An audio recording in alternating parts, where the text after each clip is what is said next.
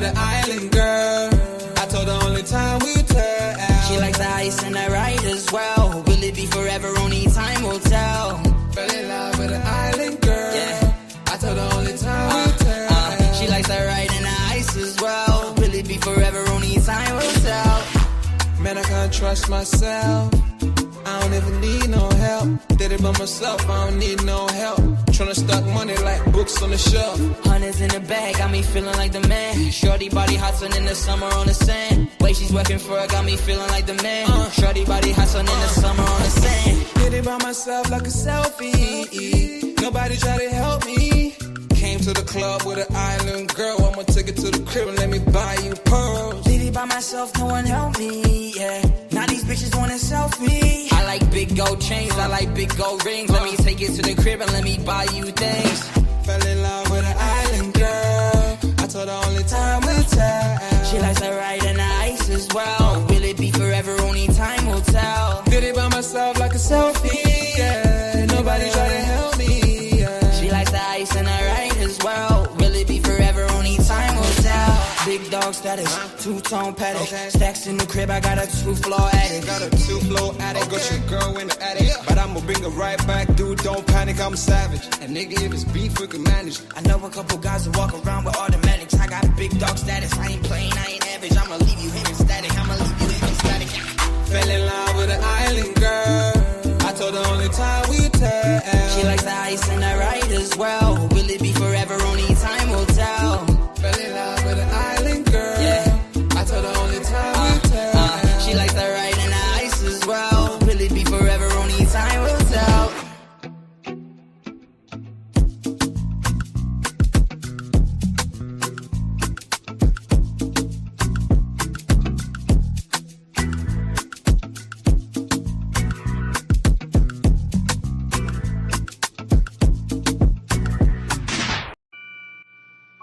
Take note.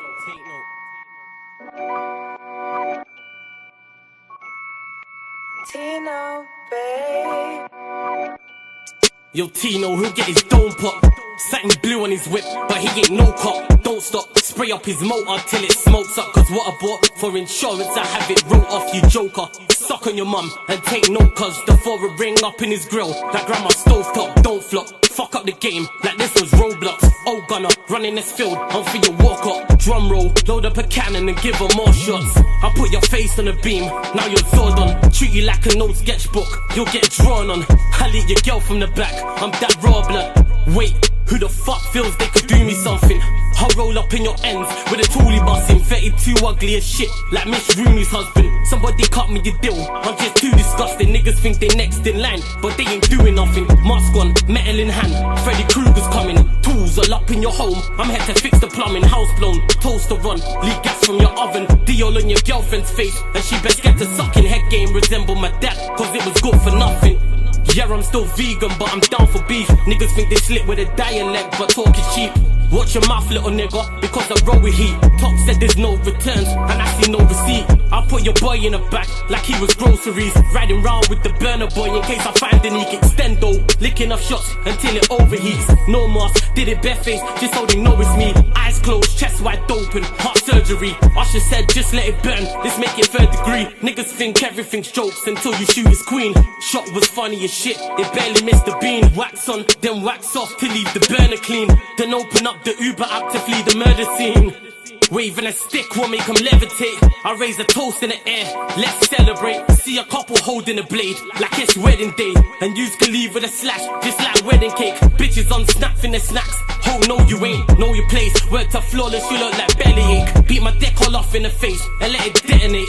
All facts, just ask your mum, she'll demonstrate. Damn right babes, I'm a jerk, just let it marinate. I gave it a beat like I was tenfold. I'm some retarded head, my tongue's mental. Babes, if you die then you die, cause you was meant to. Nigga, all I do is draw, I'm a pencil. Run up on you niggas like the rent's due. Dude, screwed, if I see food, you're on the menu. Your homies have to find the Dragon Balls to resurrect you. Fuck it, you niggas can all hate. I'm better than all of you niggas I don't rate. If your girl's fit, 4+4, she'll get 8. I'm a chiropractor back, just setting them all straight. Scorps, take note.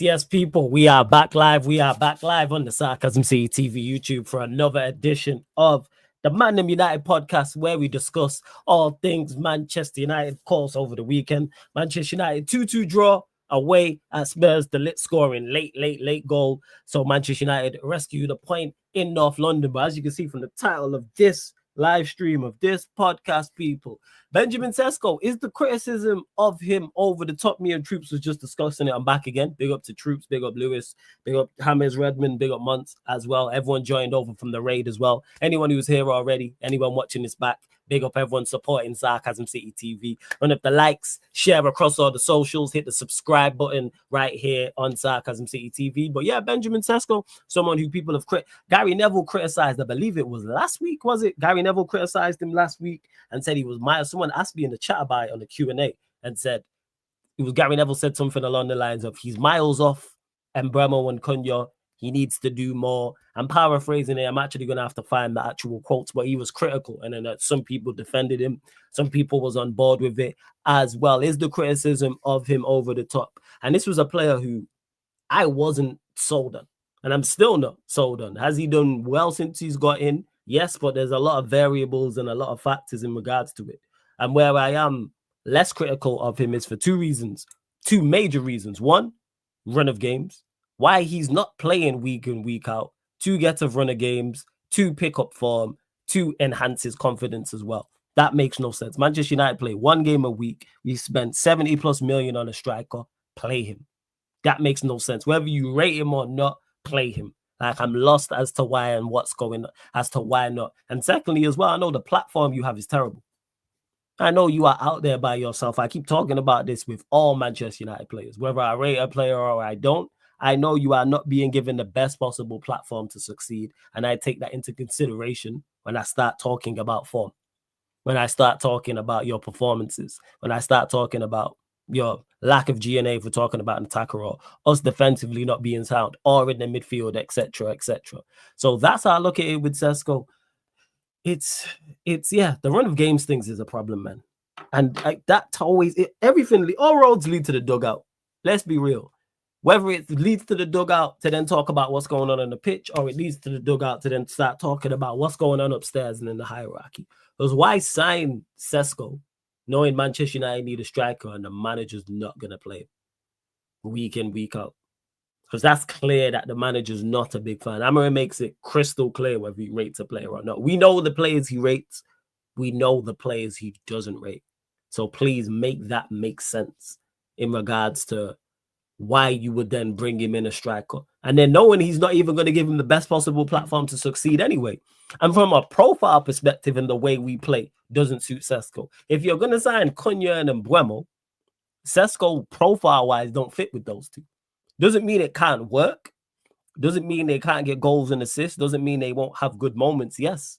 Or great moments or great games as a collective or individual. But profile-wise, it doesn't make the most sense. All talented to an extent. But Mbeumo and Cunha, we know, are shooters.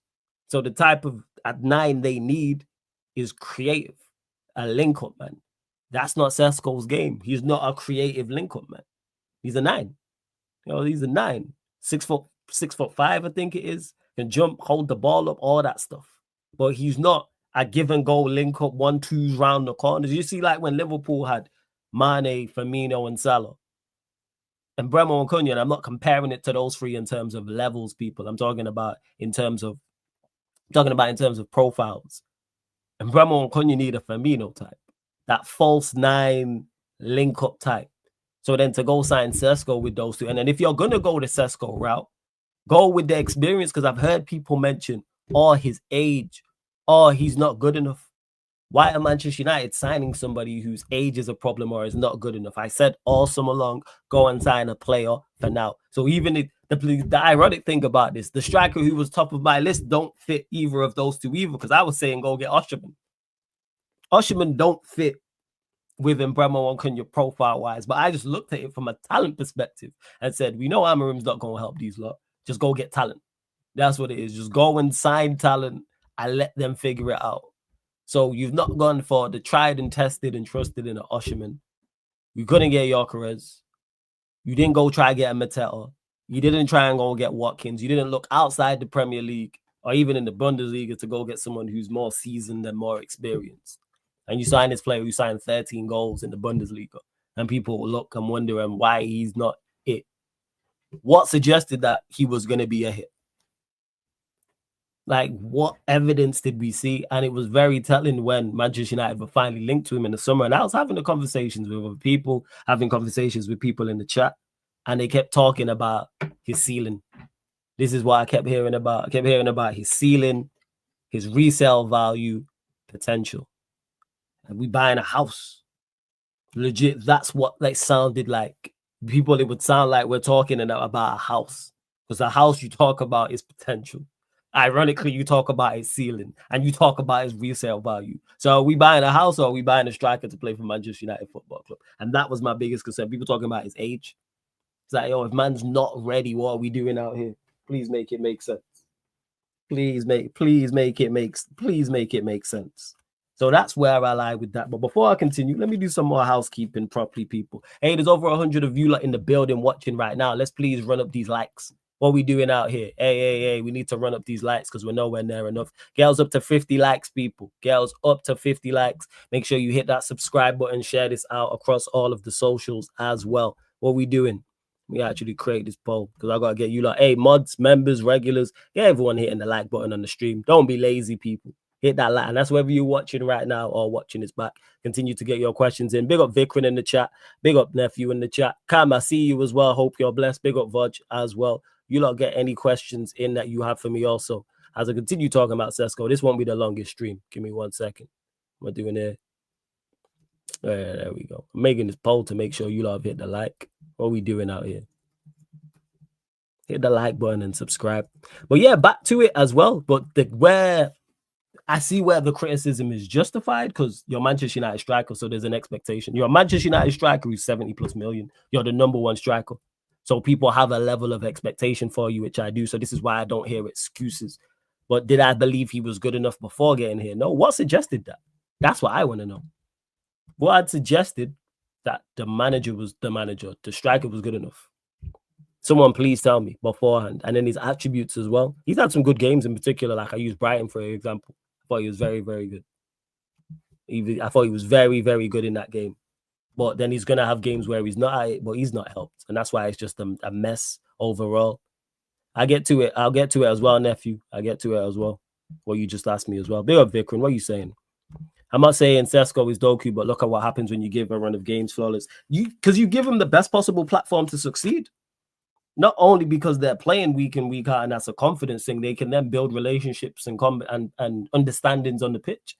And playing him one game and then resting it and then dropping him. Then you play him 2 games in a row, then you drop him. How are you getting any form of continuity? How? And that's where I'm at with it. Like, that's why it's tough to judge him, even though I think he should be doing better in some instances. That's why I'm not as critical. And I'm not as critical of players who are more senior and better than him because of the lack of everything around him. This is why I'm not as critical of a Cunha, of an Embremo, of a Ahmad, of a Casemiro, of a De Ligt, of a Euro, all the players I believe are the better players in the side. Because I keep stating this, you are out there on an island by yourself. I know that. We go as far as the individual quality carries us from our better players. Yeah, we move. Brighton, Sunderland, and Liverpool all tried to play football against us and got ripped apart. As soon as we ran into teams that didn't play open and expansive, it was back to type. I hear it, because then that's when you need much more than just your individual quality to break down the likes of Spurs. We were terrible. We were horrible in that game. It was not a good performance. It was not a good performance whatsoever. Problems.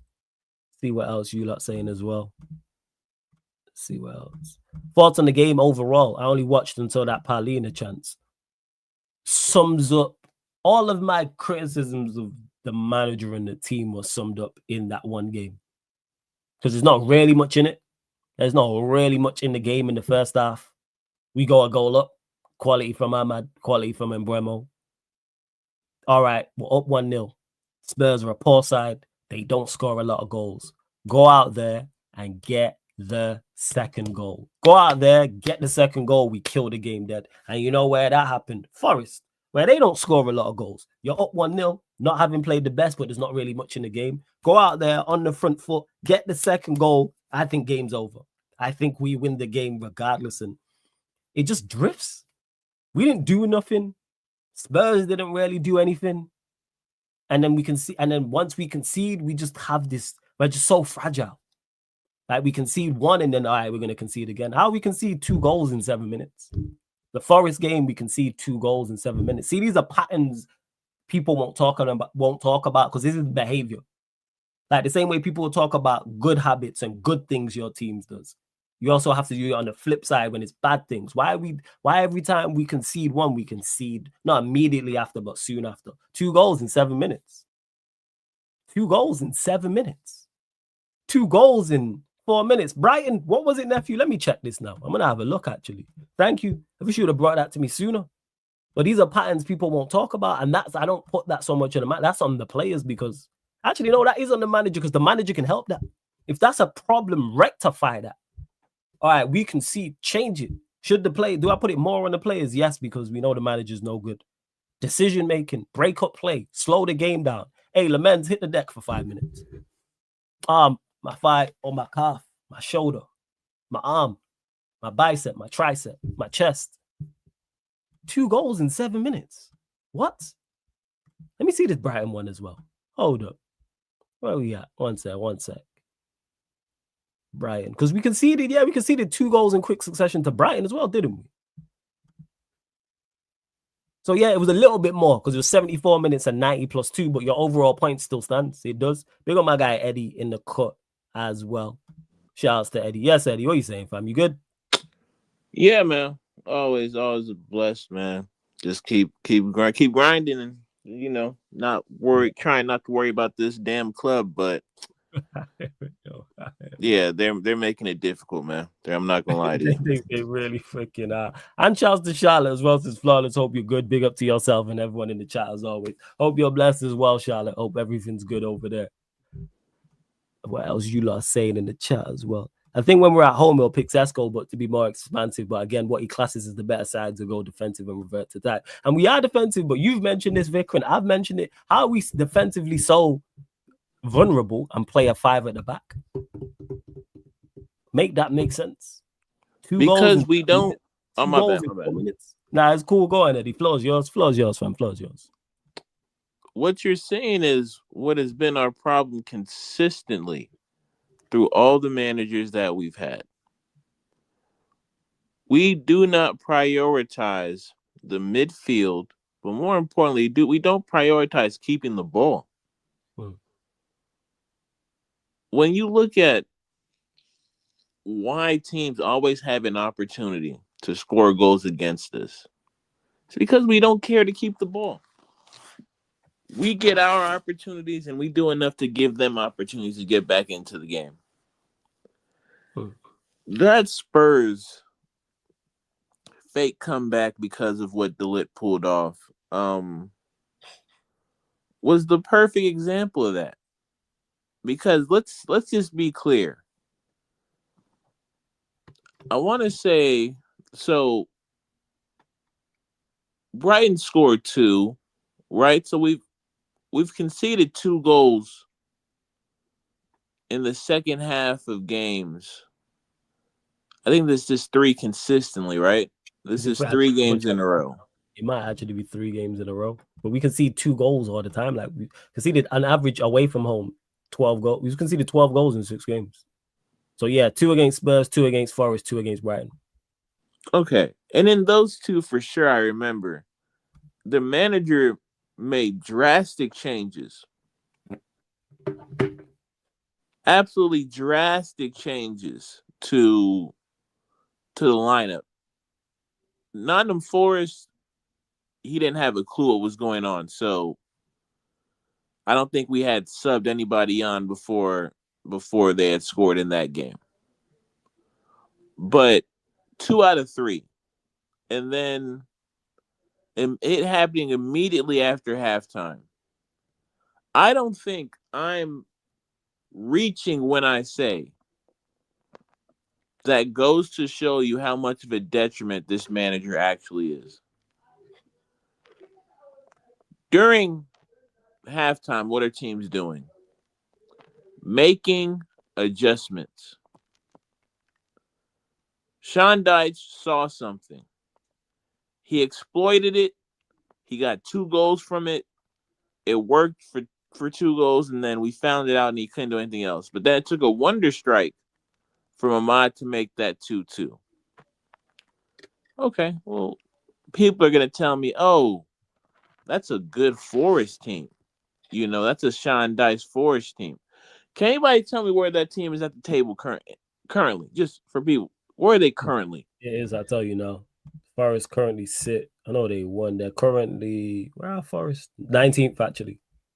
And that's off the back of a win. So they are 19th off the back of a win, and people want to sit here and act like a point is a good result. Okay, if that's the standard, we're gonna keep that. We're gonna keep that standard. We're not gonna move that anywhere. Spurs. When was the last time Spurs had scored 2 goals? 2 goals from open play, mind you. Don't, Eddie, man. I didn't even think about it from that perspective. I was just talking about just their lack of goals in general. How they'd scored 5 goals at home all season long, and 3 of those were against Burnley. And one of those was a last-minute equalizer versus Wolves, 2 of the worst sides in the league. But yeah, the last time they scored 2 goals from open play was shit.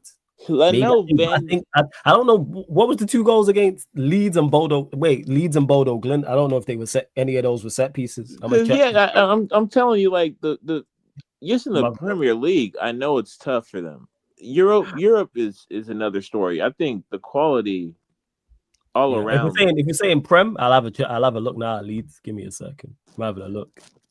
Where's Jez when you need him? Right, so you might be onto a point. You might have a point. I'm not gonna lie. Because I'm looking at these games,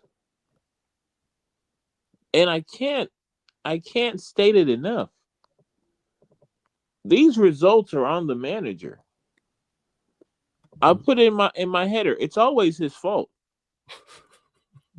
We don't have to ask, we don't have to be in depth about it. No, this guy sets us up to lose, or he manages us to lose the game. Excuse me. No, it's not to. It's a what's it called? It's a not to lose scenario. In my instance, it's very negative. Very negative. It's very it's not proactive. It's very reactive. And it's the wrong reaction. It's the wrong reaction. You take off the only serviceable outlets we had for Spurs' pressure. Dorgu, Casemiro, Cunha. Who else? I think Maguire came off. That's fine. But those 3, you have shown us by your substitution patterns, you don't care to keep the ball. You don't care to maintain possession. You continue to do that, and you continue to give the team other chances to win. So Jez is saying City in the Prem, I would say. And now think about that. Leeds as well. Leeds, there was 2 open play goals. Look at the teams we're talking about. Come on, man. It's ridiculous. It really is. Yo, that come on, man, came from the soul, you know. And guess what I'm saying? It hit different, bro. I'm watching it. I'm just like, bruh, you don't have to fuck this game up. And he says, nah, hold my beer real quick, Playboy. I got you. Let me throw on a Delo and Ugarte. Think about that, people. Changing the game, and he wants to throw on Delo, Ugarte, and Mason Mount. I even forgot about Mason Mount. This guy is showing you who he is. He's a coward. Yeah. I'm watching City play yesterday, and I can't believe my eyes, because it's like Pep. When you pressure Pep, Be prepared for a team that knows what to do. Know where every player knows which space to take, which pass to make, and what not to do. Then watch us play football. You see players that are unsure of the pass, first and foremost, right? That technically under pressure, all they know is how to do is retreat. Hmm. They don't invite the pressure. What they do is they just pass backwards, looks for the opening. Hopefully a player can carry it some way. Like I'm watching how they utilize the middle of the pitch against that press. And people fail to understand why Doku had such a great time out there was because once they bypassed the press, he had all the space in the world to make them pay. The space was crazy. Why do you give up that much space to Doku is mad. It's crazy. And he sent them to the gulag off of that. But that's a credit to Pep.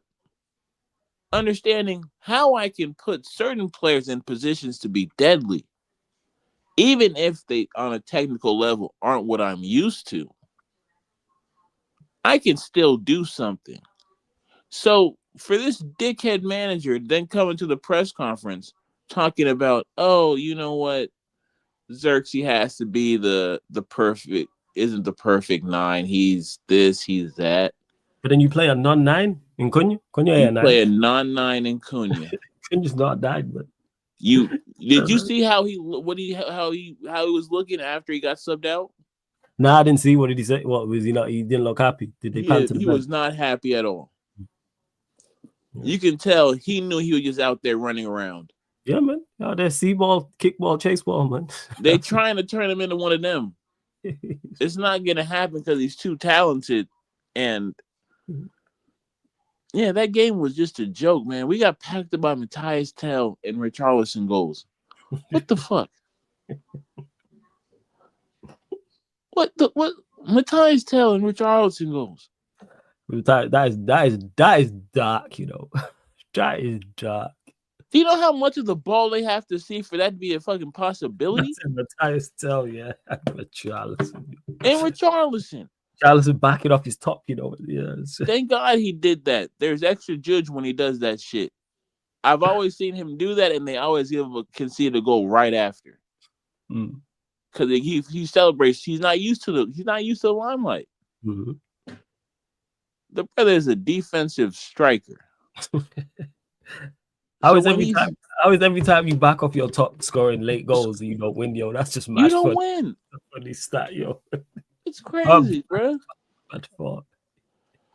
So, long story short, man, this will continue because of the structure and the mentality of the manager. Sorry, I'm just thinking about Richarlison, yo. That's just a funny stat. My bad, Eddie. Think about it, brother. Every time.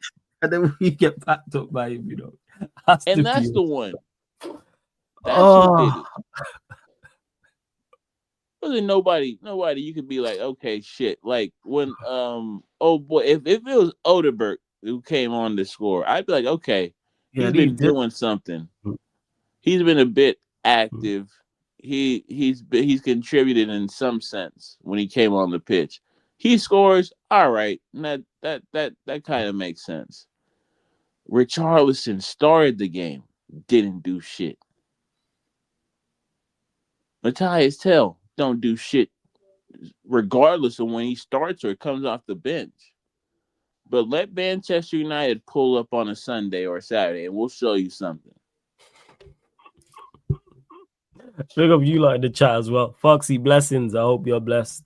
I'm a Liverpool fan, literally lost for words right now. You'll be all right, Foxy. You tough. Yeah, welcome to mediocrity. It's a tough. Yeah, we can show you around. Show you where the bars are at. Great places to eat. You'll get used to it. Yeah, you get used to it. It's normal. Ace, blessings as well. Jazz, I see you in the chat. Also, big up, man. Every time. Yeah, it's mad, man. But thoughts, because I was talking about before you got on. SESKO. What's your thoughts on SESKO? Because he's been a surprising. Actually, I shouldn't be surprised with Man United. Surprised, like I wouldn't have personally made it a talking point. But yeah, there's been criticism of him. Where do you stand with SESKO? With the SESKO criticism and just SESKO as a player. But you know what? Both. So as a It's kind of one in the player, same. yeah, as a player, he's showing the limitations I thought he had. Hmm. If he's not scoring goals. So that's why I'm not as upset because I kind of expected this thing where he shows flashes and then kind of reverts back to type because he's a young player. But I've seen enough of him as a goal threat to know, okay, if I give him a good manager, right, we can do something here. Like again, people, I'm watching Holland week in, week out be coached up to find the spaces and make teams pay as a result. So I'm not. Is he the type of player that I would sign? No, but he's the modern striker, hyper athletic, can score goals, can offer a little bit in build up, but the primary reason he's in this team is because he has a knack for scoring goals. So it's like, okay, we'll live with that.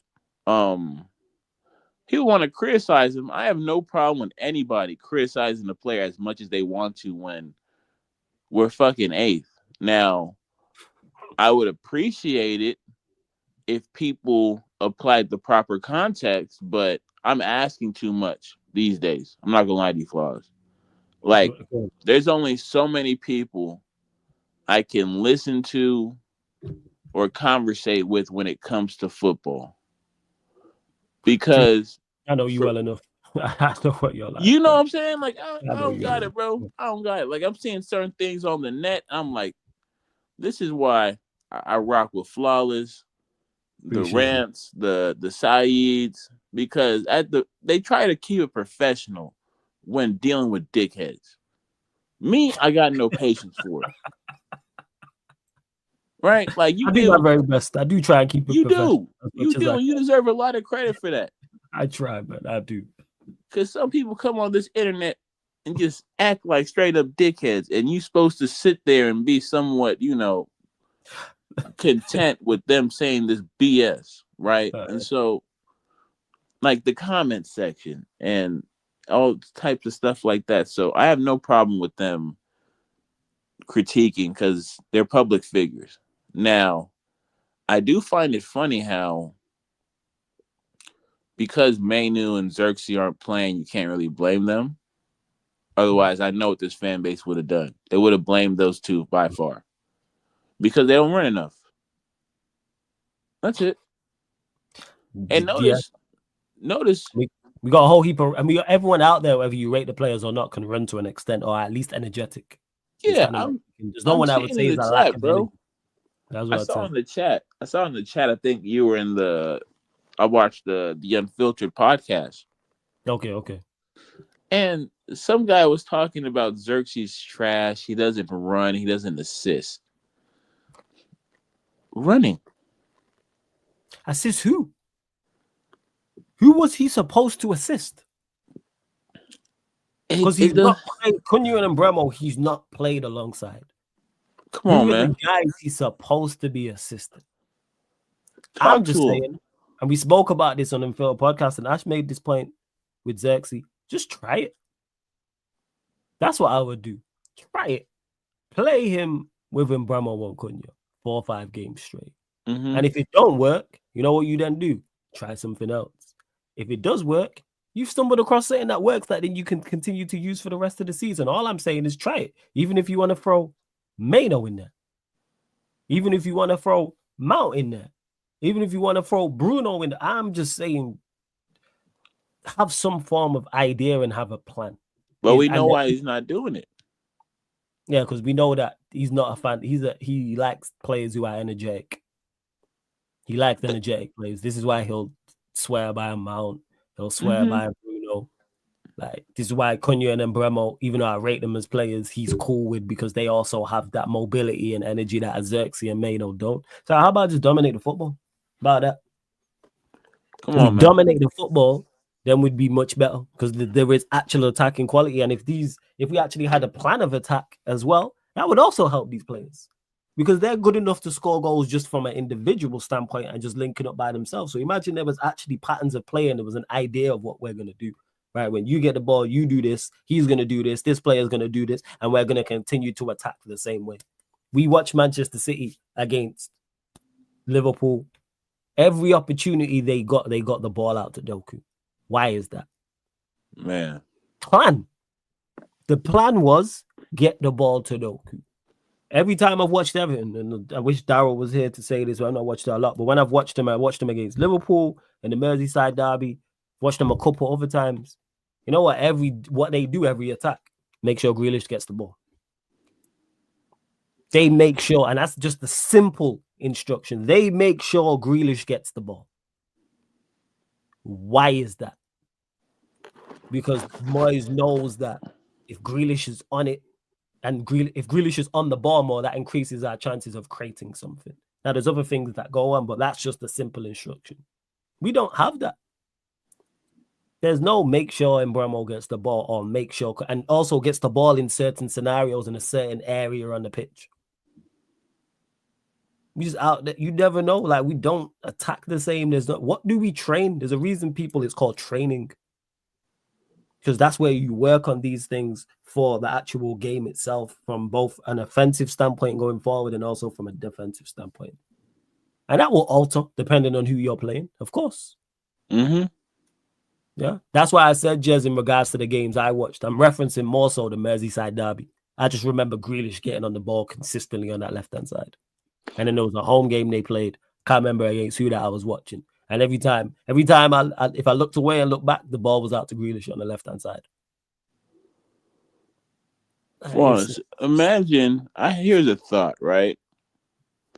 If I don't, and this is just me, like, again, I've coached. And so I know when I have, like, let's say I have some kids who are missing the tournament, right? Because I used to coach younger kids basketball and shit like that. If I know my athletes aren't there, I'm going to tell the team, this is basketball speaking, I'm going to tell the team, listen, do not try and run with them. Walk the ball up the court, run a play every time, you'll get a good shot. Because you guys are there to think the game through. You're not my athletic type of players. You're not that yet. You could grow up and be that, but right now you're not that. That's me understanding who I have on that pitch. If I have players who I know aren't as athletic as I'd like in my system, what I'm going to do is tell them to keep the ball. Be secure with your passes, because then that limits your exposure, to breakaways, to losing out on second balls. Waste time. That's how you coach. It's not you don't have the excuse of, I don't have the players that I want, because you're never going to have all the players that you want. Does that mean you just give up? Or you just be hard-headed? He's saying yes, but I'm saying, how's that worked out for him? You finished 15th. Now you're in 8th in a league that's worse than the league you were part of last season. And they don't pay me to come up with that shit. But if I talk to any other people who play football, who manage football, they'd say, hey, that's not too outlandish. That's not too unreasonable to say. Because it's sports common sense. It's just, it's a joke, man. And people taking draws like they're great results when you look at the competition. 5 undefeated, you know. Fucking hell. 5 undefeated. It's a regression. They don't want to talk about it, but we're probably regressing to the mean. So that Everton game, all right now. Fucking joke. Because they have a midfield. Their attacking options are shit, but Imagine we go over there. Are we playing at Old Trafford, or where are we at with it? Nah, our next game is it's at our place. It's at OT. It's at OT. We might sneak away with it. The crowd might get us it, but at the same time, I could see us not doing that. Well, I just don't know how he keeps getting away with it. I'm gonna be real. Get away with this, and that's where it lies, because people will look at it and go, "Oh, you're 5 undefeated. Like, why are you like still mad?" Because it's not just about results. Same way me and Troops was just talking about Embremo, and I'm saying he needs to do more. He's like, "Oh, Embremo's like, just because you get goals and assists as an attacker doesn't mean you are playing well." Has Embremo been good for the most part? Yes. But do I still need to see more? Yeah. Why is that so crazy? Has he been better than Cunha? Yes. But just because you get the goal in the Spurs game doesn't mean you played well. You had 4 shots in total, 2 on target. I'm not hearing it. And that's not solely on him, by the way, people. That the entire attacking unit. And that falls back to Eddie's subheader there. It's always his fault. But the attacking players still need to do more. Like, what are we doing out here?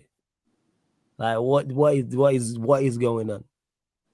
Because I don't think our attack was good. Again, we had 4 shots in total, 2 shots on target.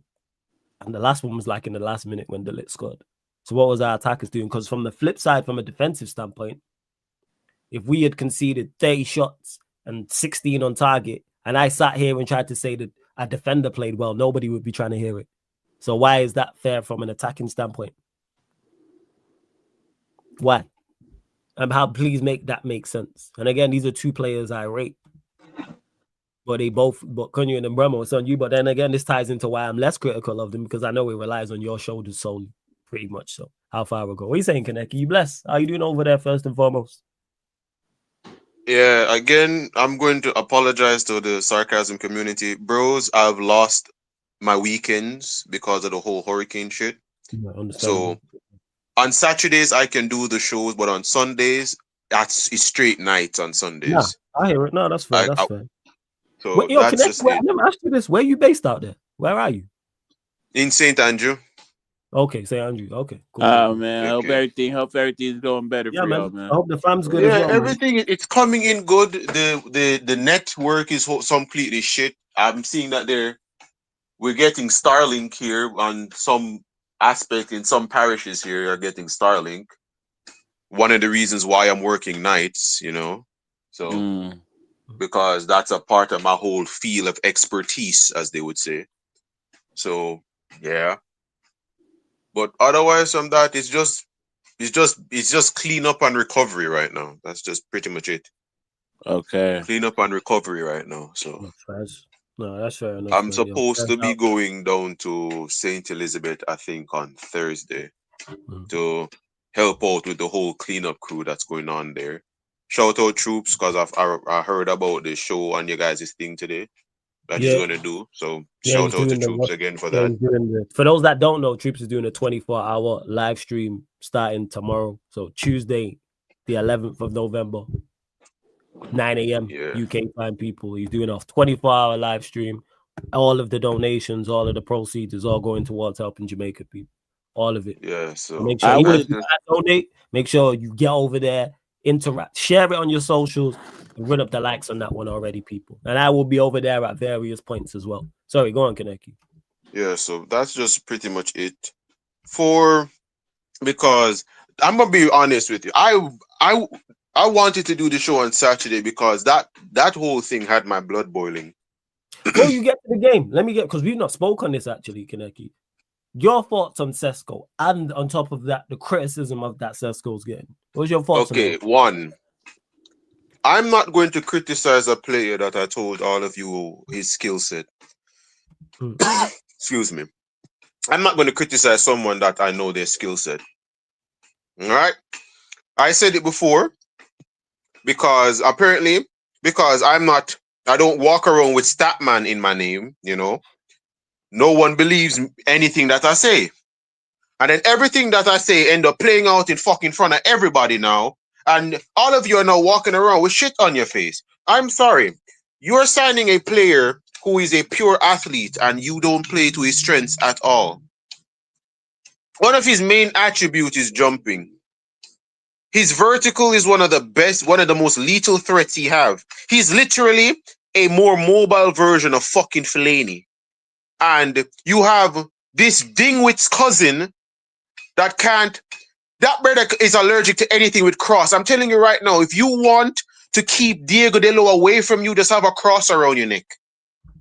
And we need to actually, yeah, that's crazy that when people talk about them and being related. I don't know how true that is, but it's hilarious. If Bro, it is this man is allergic to. I'm telling you right now, that brother would struggle to do a crossword puzzle, much less to cross the fucking ball on the pitch. You're a fullback, well, a wingback. You want to know what's the main characteristics of a wingback? Fucking crossing. Yeah? Fucking crossing. This plays back to what Ineos said, and I said, what are you going to about? We're not signing anybody over the age of 26. And I said, so what if there is a elite player that our team fucking needs, but they're over the age of 26? Are you just not going to sign them? Ineos proved me right that they're not going to sign them. Why did we not sign Theo Hernandez for $25 million when we need a wingback, an attacking wingback? Theo Hernandez was available. Yeah? He stayed available because he wanted to stay in Europe. If Saudi was his last choice, he'd go to Saudi. Man said it himself. I went to Saudi because that was the only realistic choice. A $25 million elite wingback is on the table, and a team that needs wingbacks see him available, but because of your policies, you don't fucking sign him. We don't have a wingback. We don't even have the only fullback we have is Mazuari.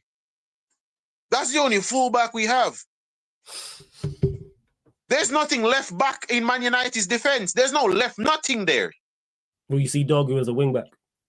Dorgu is a wingback, but Dorgu needs experience around him. Dorgu needs somebody in that position to tell him what the fuck to do. Dorgu is hesitating to cross.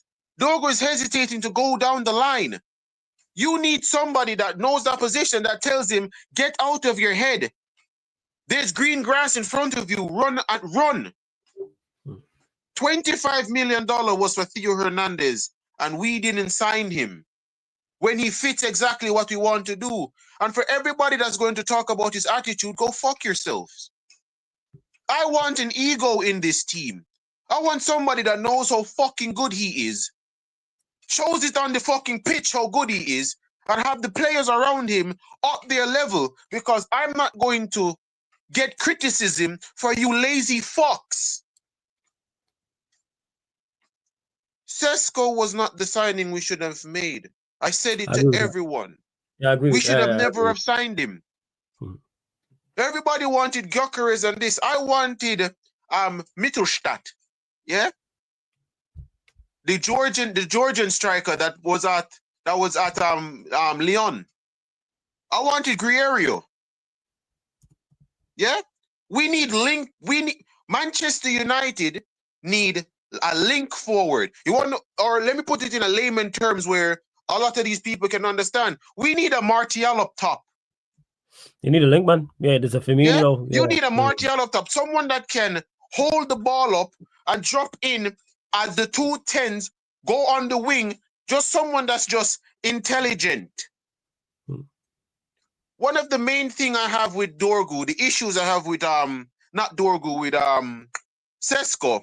Why are you hesitating to fucking shoot?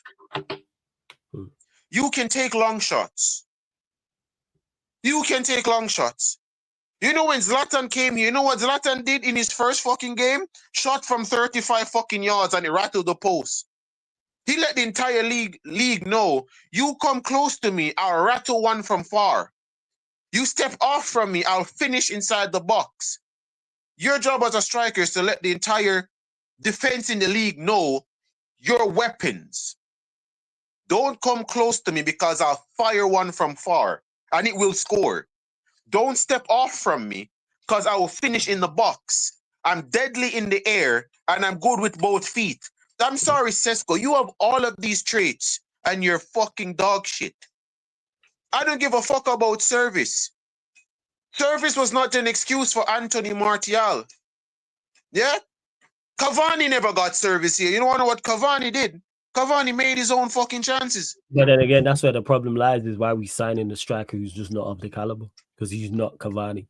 He's All like, right, we don't. brother. The future's a whole different conversation. But that's where my issue lies. That's where my issue lies, Kaneki, with the signing is we needed someone for now who can play now.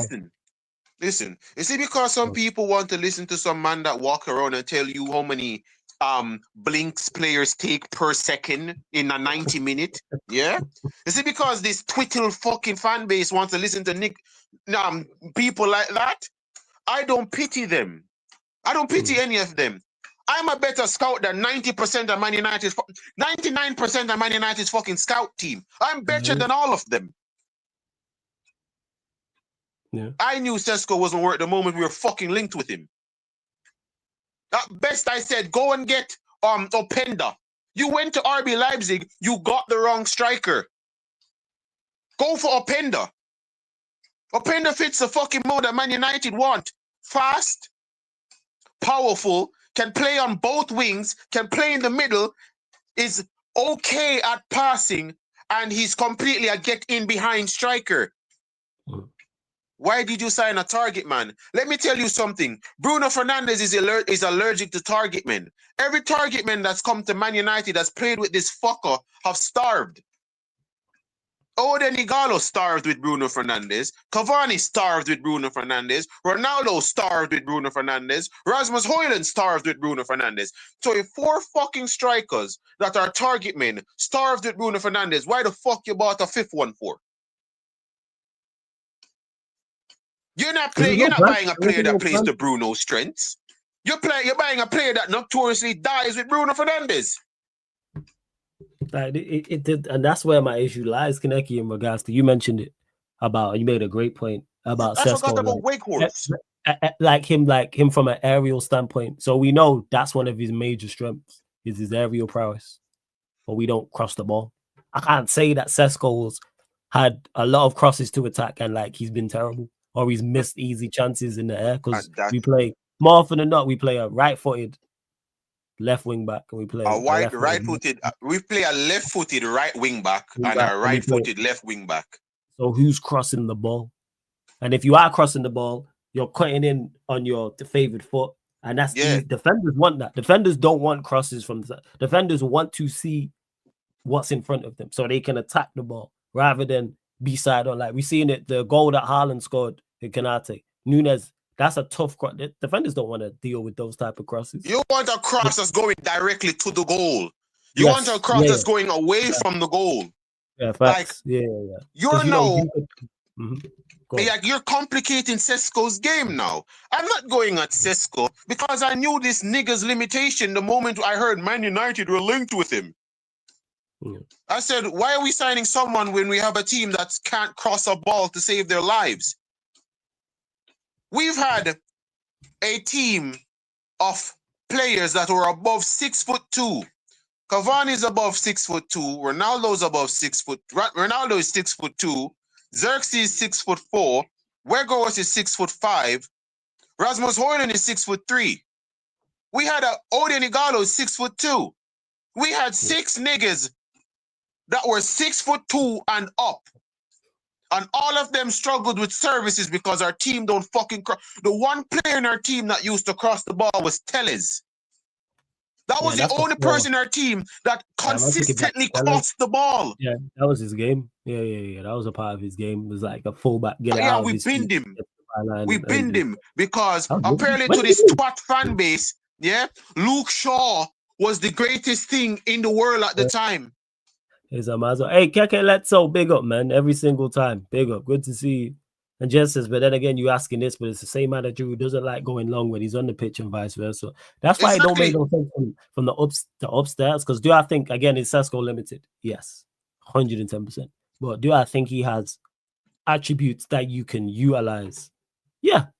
But we don't even attempt. That goes to my point. Go on. Everybody knew this kid was limited. Because he's a kid. He's a fucking kid. We were not in a position to sign a kid and expect for life to be grandiose afterwards immediately. Eddie.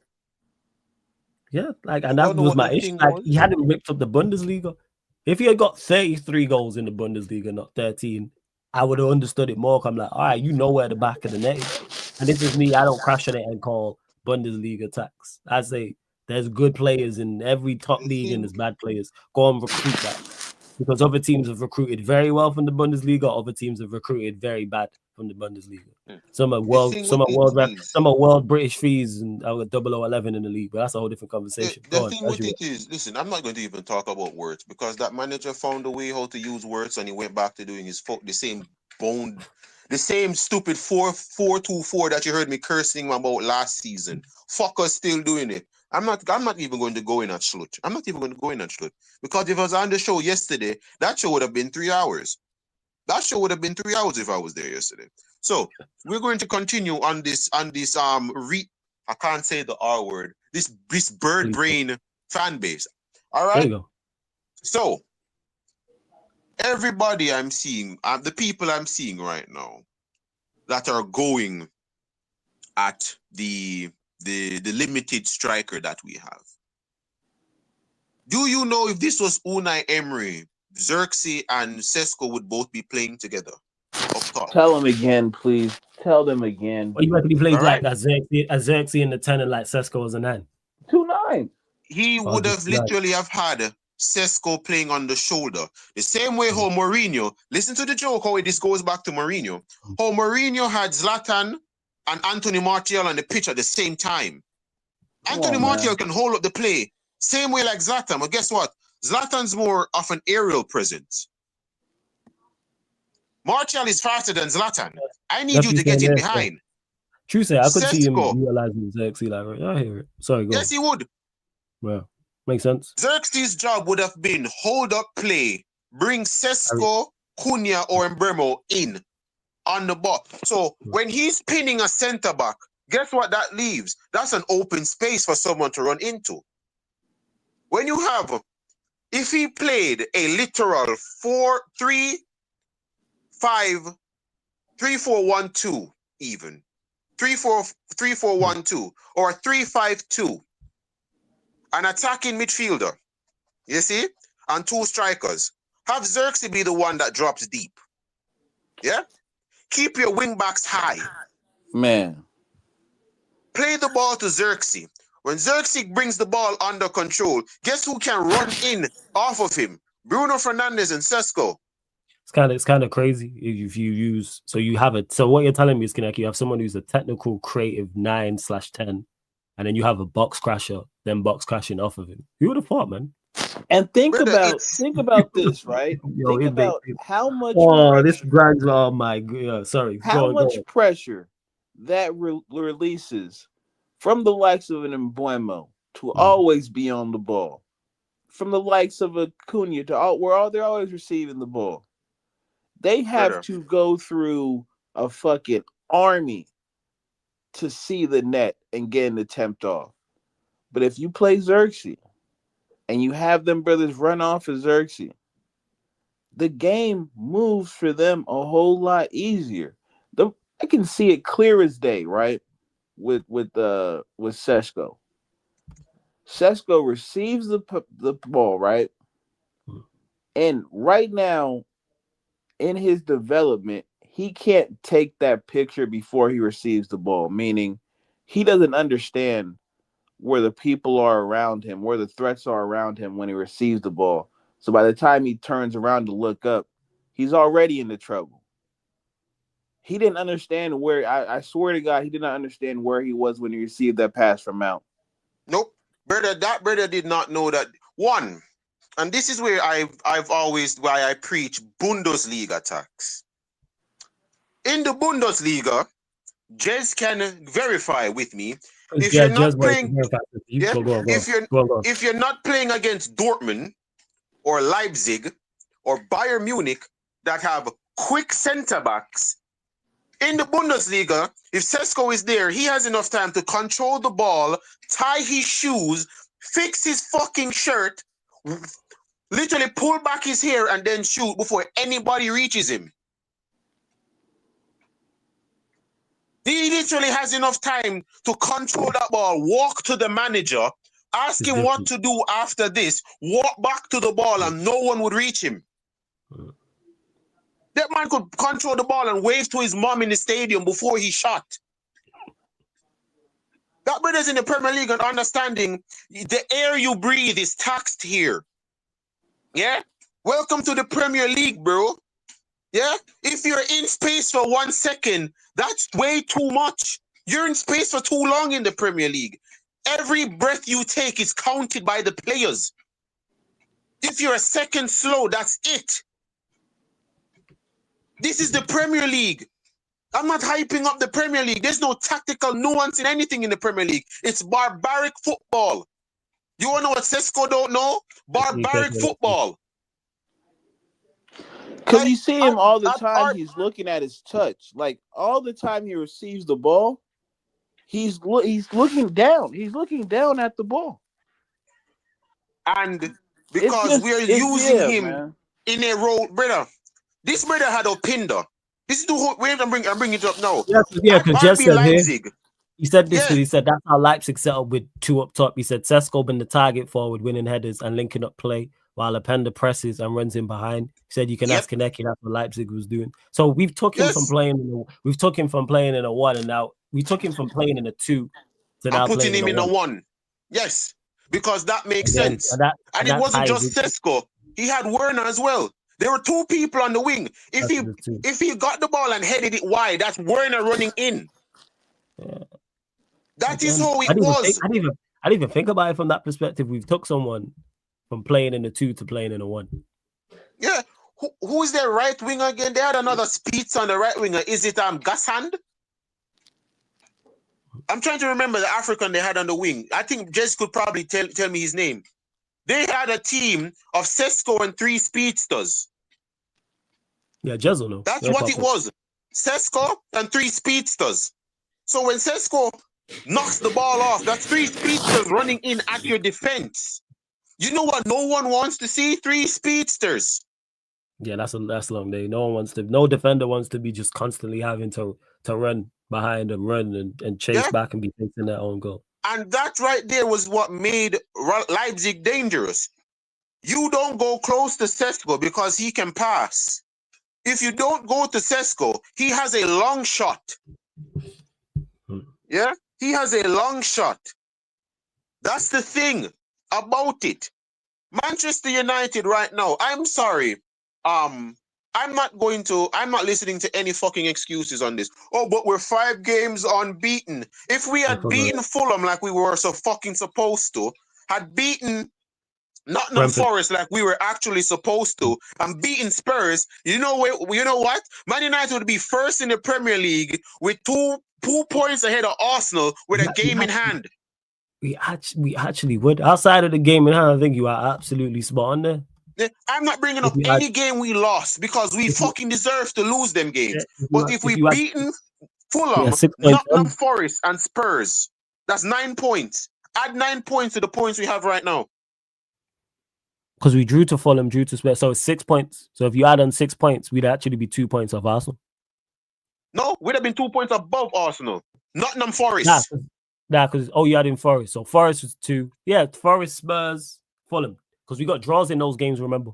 Yeah, those are the 3 draws. So you are adding 6 so adding 2 4, so adding 6 points. But your overall point still stands, yeah. Yeah. How much higher we'd be up the table.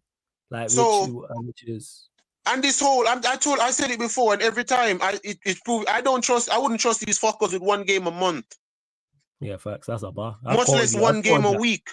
Why were you tired against Spurs? And Spurs had a Champions League game. Why were you tired? Again, Kaneki, I don't think they're tired. I think the players are fed up. I'm not gonna lie.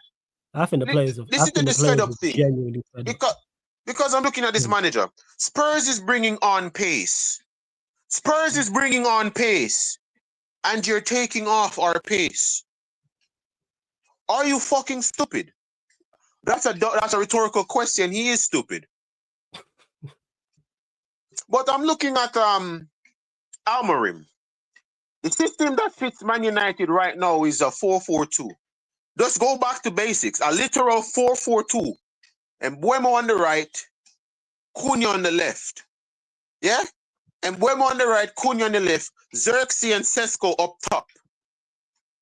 All you need to do, wing, play, put in a cross. Wing, play, put in a cross. You have 2 6'4" players up top. Just whip in fucking... Brother, cross and inshallah at this fucking point. Mazawari has a cross on him. Dorgu can cross. When you allow these guys to actually cross, I hate watching this cutback. I hate seeing the cutback. I hate it so it sickens me so fucking much seeing it. You're running down the wing. You put in a one-time cross and we're in on goal. You're cutting back. This isn't FIFA. Are you playing weekend league? You know what's crazy? That is the FIFA thing to do, yo. It's cut back. Everything is cut back. Run up the likes, you lot. Run up the likes. Hit the subscribe button. And the point we're making is actually is that there's games we should have won. That's where the problem lies. And no, actually, let me scratch that. No, it's games we should have won. It's games that if we had a better manager, we probably win. And then we're looking at this season, a whole different thing. Big up Keke Letso says it's Vavellum Fraud Watch. He vouched for SESKO, vouched for Nani when we got him from PSV as well. To me, I don't have the recruitment side of things when it comes to Manchester United on Fraud Watch because I actually like the vast majority of the players we sign. I have no issues with. SESKO's one of those I look at. I think they got Agate wrong, but other than that, I think everybody we've signed has either been their value or more. But that's the thing, Flawless. I fully accept that, but that makes it worse that we're actually buying better players and getting worse on the pitch. SESKO is not a problem. What Kaneki gets broke down, that's not a SESKO problem. That's this manager problem.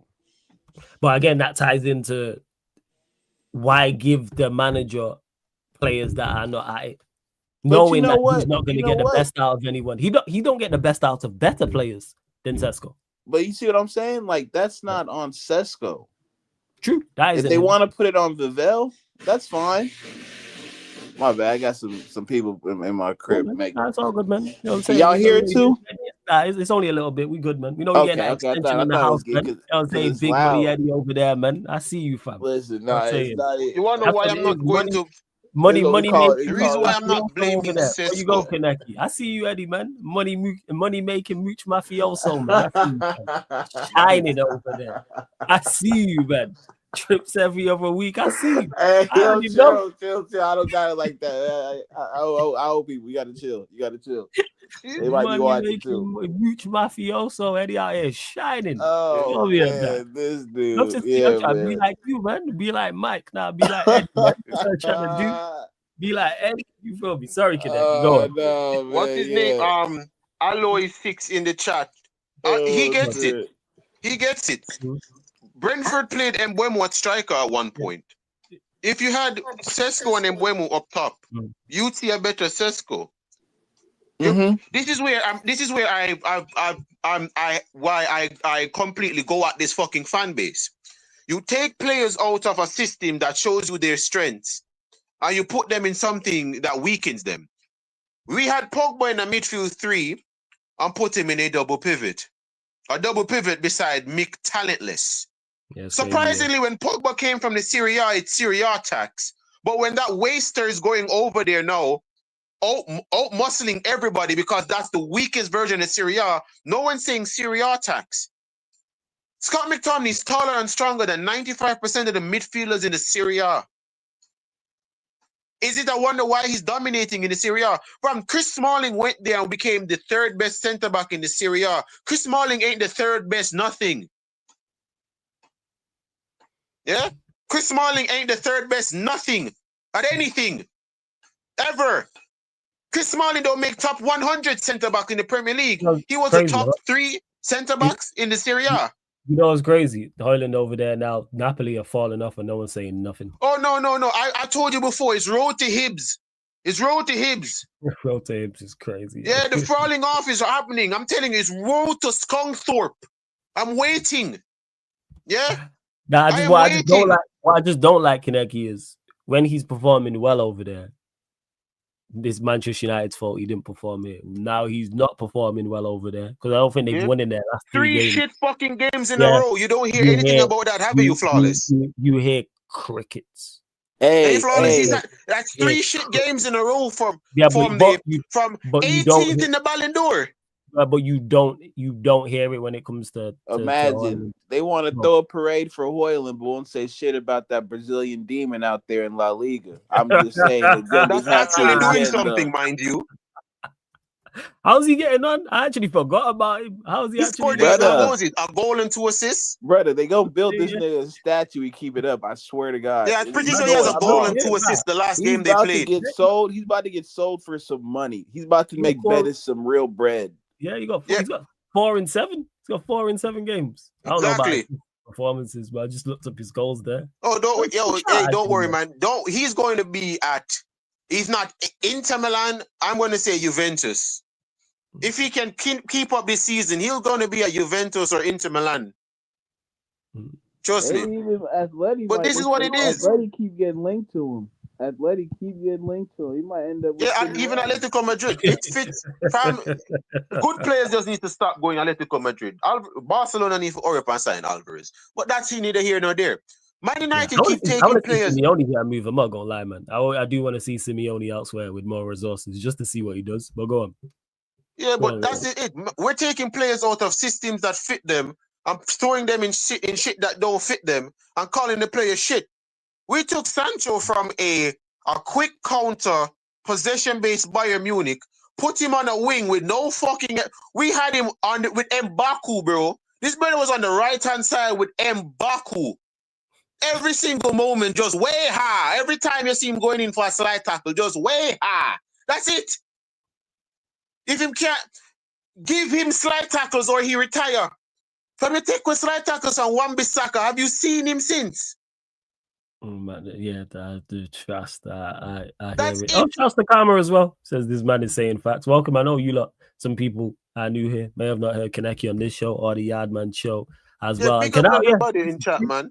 Yeah, man are asking for apologies and blame Manchester United, but then it's crickets, and that's my problem. Canal is that players will leave here because again, Manchester United are at fault for a lot of things. I hear the criticism. I've criticized for a lot, but when players perform poorly here, it's not all on us, but then they'll go elsewhere. And if they perform well, it was Manchester United's fault. But then if they perform poorly, it's also Manchester United's fault because we ruined it. Like, no, we don't. We ruined them, you know? Like, come on, man. No, you're just not a good player. Like, not everyone can play at a certain level. This is what it is. This is what it is. Like, Anthony's falling out at best. You know what? That's probably his level. Probably his level. As we're seeing, because he did well when he went on. And this is what people don't get, because they're saying he's balling out at Betis. I'm like, he's playing in a league that allows isolation. You know what Anthony's good at? 1v1s.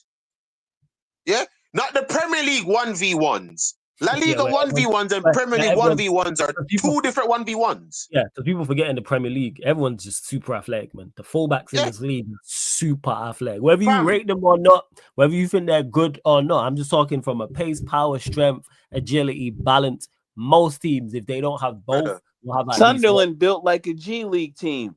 A bunch of hungry brothers who athletic as hell. Sunderland in La Liga would literally, I can say this with chest. Sunderland in La Liga would probably be in the top in the top 4. Sunderland would easily be top 4 in La Liga. Can't go back all stars, man. That Sunderland team. Talk to them. They got Eastern European, they got Western African, they got Brazilian favela type builds. Yeah. You know what's crazy? Brentford have that same thing. Like, you see that Coyote done. You know what I'm saying? Over there playing wing back. I'm like, yo, this is crazy. You have that, even though he's not played this season, the likes of Ola Aina at Forest and that. Not a super athletic. Come on, man. I saw Pinnock one time. He don't do shit, but he just look athletic. I'm like, bro, you should be playing two guards. The Jamaican centre back. Yeah. I'm like, man. Like, it's just super, and he's strong and stuff like that, and there's these things, and it's mad. And Tim, who says this, we're worse now, so we need to be even more patient with players that show promise now than back then. Here, the thing is, this is why I disagree with this, Tim. We shouldn't be relying on players' promise, and this comes back to recruitment. We need players for now. We need to get better now. I hear the promise point if you're at the top. If you're top of the league and have won the Premier League a couple of years in a row and you're the dominant team, I think that then gives you space to go and get players who are promising, who aren't as good now, but in 6 months, a year and a half. I want to address this as well, Flawless. So, yeah, before you do, I'll let you go, Kaneki. That's where we're at with it. Go and sign players for. We finished 15th last season. We had our worst. We need players for now. All this promise talk, no. Go and get certain. I don't care what age you're at as well. So you could be 20 years old, 21, 22, 26, 31, 32. Are you good enough now? We ain't got no time to wait. We did that last year. That's why we had the season. Because you had a whole heap of players out there. Promise. What was Garnacho? What was Hoyland? Still waiting on Rashford. Look at, and that's just our attack. This is just the attack. You ain't got no time.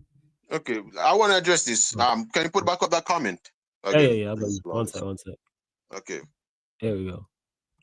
We're worse now, so we need to be patient with players. We're worse now. Okay. Manchester United starting 11 in 2017.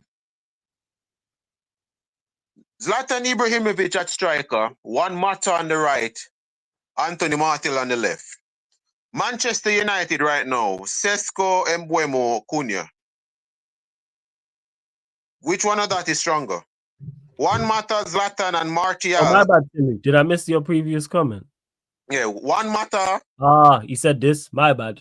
Timmy, you should have written all as one. I apologize. Says, but to your overall point, people believe that. So you're in agreement. He says SESKO will be fine. He needs to learn from his mistakes. I never grew up expecting instant results from anyone. Even during Fergie times, we were patient with new players. I wonder what changed. Everything's changed, bro. Everything's changed. But that weaker thing, as I'm going to bring it up now, because I don't want to hear the weaker. We're not weaker. Zlatan Ibrahimovic, Juan Mata, and Anthony Martial. We now have Mbeumo, SESKO, and Cunha. Yeah?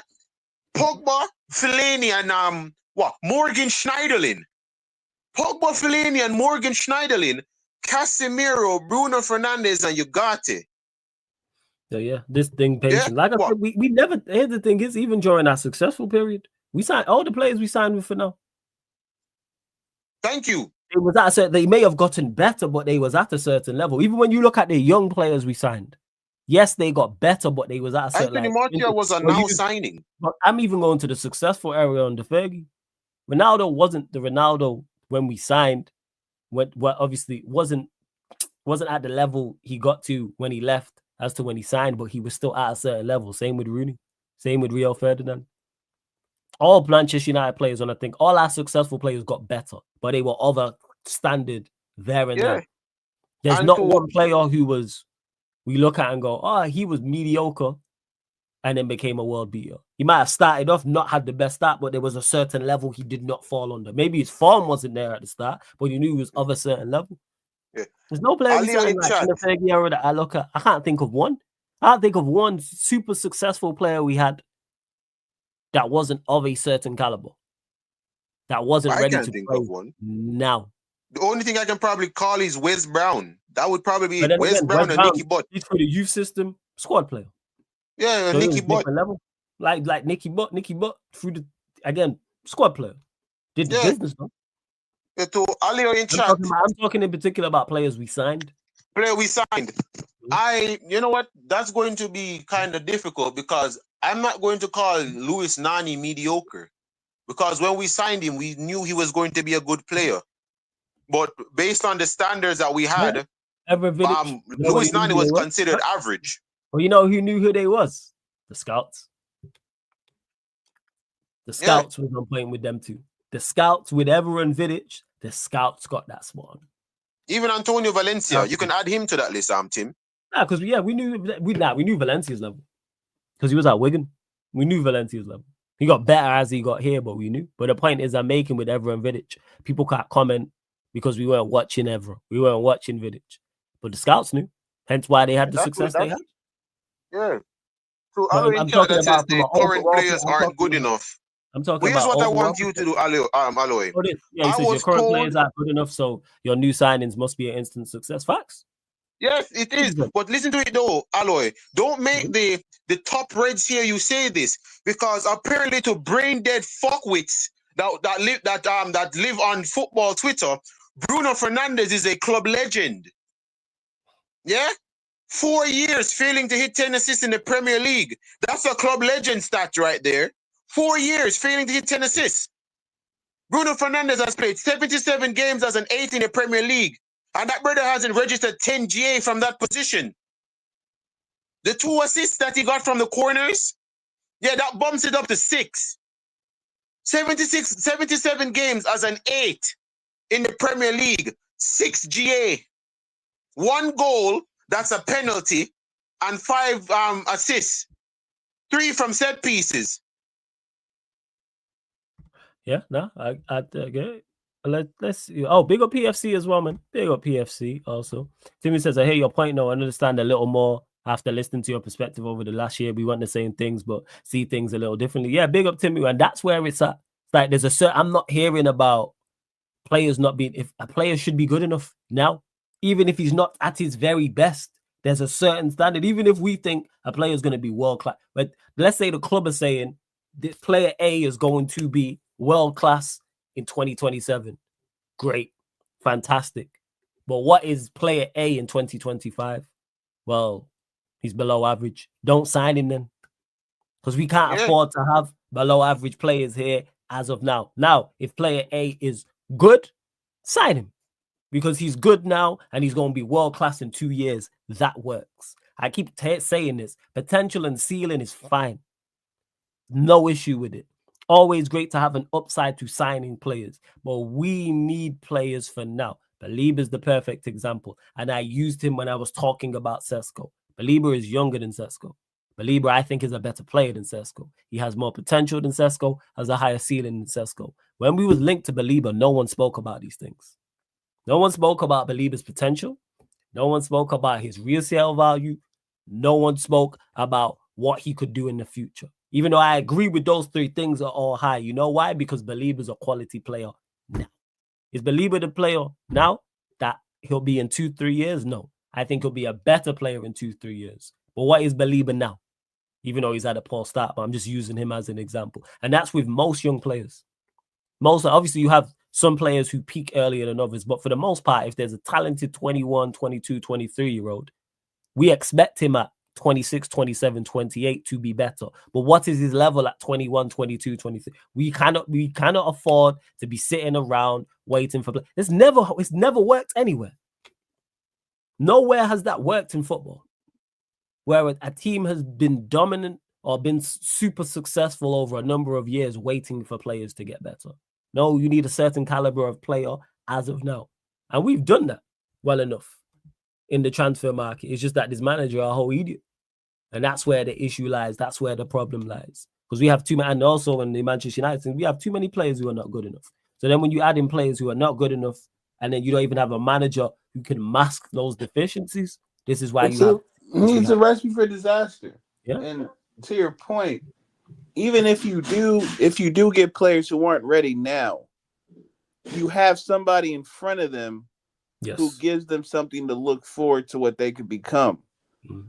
You have a bridge, right? You have another player who, when neither of them have it, you can put him in there and he can do something. When I look at why I'm so upset about the Xerxes situation, it's because I know how good he is. It's not like we've seen him, maybe a handful of games we've seen him and be not on it. But for the most part, he contributes. To your point about him being the Martial player, I've seen on numerous amounts of times where he plays the pass before the assist, or he plays a ball in that puts the team at advantage, and the other team is forced to make a decision. Do I get a card or do I play my chance and see what he does on the end of this chance? Like, you see what he can do. We're not out here, tailgating for players who are scrubs. Yes. That's not what we're doing. We're not telling him, oh, give Luke Shaw more time. We're not telling him, oh, give Mason Mount more time. These are players we know what their limitations are. At no point in time should Lenny Euro concede minutes to a Luke Shaw or to a Harry Maguire. Because if I'm a coach, right, I understand what my future looks like with him in the fold. or what it can look like. But I understand what the president is with Luke Shaw. Right. With Euro, he might have a mistake here. He might have a mistake there. But what he shows me is enough for me to sit through the mistakes and continue to pour into this player so I can see the best version of him. I'm not trying to see the best version of Luke Shaw. We've seen it. This is it. It gets no better than this. He's not going to lose. You know what it is. Yeah, we know his level. What it is. We know he's not losing 15 pounds to be lighter as a fullback. We know his freaking level. We know it. Break. Give me a break. Crazy, man. Give me a fucking break. So now we go into this I guess, does anybody know how serious the injury is for SESKO? Yeah, they not said nothing, you know. They ain't said nothing. Okay. Right. They ain't said nothing. I do hope it's not serious because people are like thinking to themselves, oh, well, SESKO's out. Yeah, Xerxes will get the time. No, he won't. He'll put Cunha back in that 9, or put Mbeumo back in that 9, and he'll play Mason Mount. Huh? I'm telling you, I don't want it to happen. Be some stupidness. Yeah, definitely be some stupidness. Yeah, I agree with you about that. I don't want it to happen, Flawless, but I'm telling you right now, we could add Xerxes to the list of technical players who came to Manchester United for their career to go down the drain. Yeah, just didn't get no game time. You just get no. That's why I'm hoping, like what happened with Ahmad when Ten Hag left. I'm hoping that happens with Xerxes and the next manager. Because remember, Ten Hag just wouldn't play Ahmad. Yeah. And then played Ahmad. And then people are like, yo, Ahmad's a good player. So yeah, he's been. So it's the same. I agree with you about that. We can't have meaty players. I don't consider SESKO meaty, though. We don't have attacking cohesion. SESKO meaty. I just think he's limited, Timu. I'm not going to be lying. He's super limited. He's limited. Don't mean he can't do a job. But again, hear what I'm saying? Do a job. Manchester United striker, 70 plus million. I need more. He's limited. That's just what it is. Granted, you don't have the best platform. Granted, we don't have attacking cohesion, but we knew all this beforehand. So why go and sign him? He's not really a goal scorer like that. He ain't going to really get you assists, and his overall play is not really like that either. That's where my issue lies. None of us wanted SESKO. There's a reason for that. Arsenal were linked to him the entire summer. No, I didn't see one Manchester United fan say, hey, we should go hijack that deal. Why is that? We had no interest in it. We watched him. A lot of United fans were laughing at him. A lot were laughing at the fact that he could go Arsenal and he's limited and and all this type of stuff. Oh, shit. Big up Andy, man. Hope you're blessed, my guy. Hope you're good. I'm literally closing out in a second. But good to see you, Andy, man. I know you've been at the games. I hope you enjoyed. I spoke to you actually after the Liverpool. I hope you enjoyed the Brighton game as well. I hope Spurs and the Forest game wasn't too bad. I'm presuming you're there. But my G, every single time, man. Once this manager's gone, I'm gonna start shouting you for tickets. I'm not gonna lie. Shout out to KK. He's asking. Happy that thing stabilized a bit. So here's the thing. We're operating purely on talent. Yes. And that's an unstable type of thing to be basing your season off of, right? Because unless you have world-class talent that shows up every game, there'll be those games where you look out of it. Because there's always a part where the system and the intangibles have to save you. And so we're still in the woods. But let's hold it. I was going to get to this. When happy that things have stabilized a bit, or you think United is still in the woods. Yeah, I ain't fooled by this. No. The points and the results have turned around, yes. Unbeaten in 5 sounds fantastic. Look at the games. Watch the before. I know we speak enough. I know you're intelligent. Watch the games. Watch us against Forest. Watch us against Spurs and tell me there's any major difference. Eddie mentioned it. Talent. And I keep stating this. if I'm Manchester United manager last season, and my attack consists of Højlund, Rashford, and Garnacho, and then the following season, you get rid of those three, and you give me Cunha, and Bremo, and SESKO, the team's gonna perform well. Just off nothing to do with me, because you have an extreme talent jump. I think people realize in particular the difference between Bremo and Cunha and Garnacho and Højlund. It's literally stratospheres. And that's what's getting us over the line. Because when Bremo and Cunha don't play well, we don't win games. We don't win games. There's a level of like it's so much instability because again, a system provides the stability, and what stability, another word for stability is consistency, right? You know what to expect at every moment, at every situation, because you've been trained to do so. But if you're not taught if you're not given stable structure, your foundation is shaky, it's not going to be consistent. You can't rely upon it. So that's where I'm at, right? I don't have any type of faith in what this manager can sustain with us. I don't, and neither should you. And so this entire season is going to be a roller coaster, or as long as he's still here. Because right now we're on the downward slope. You know how that roller coaster be going all the way up? It got to come down.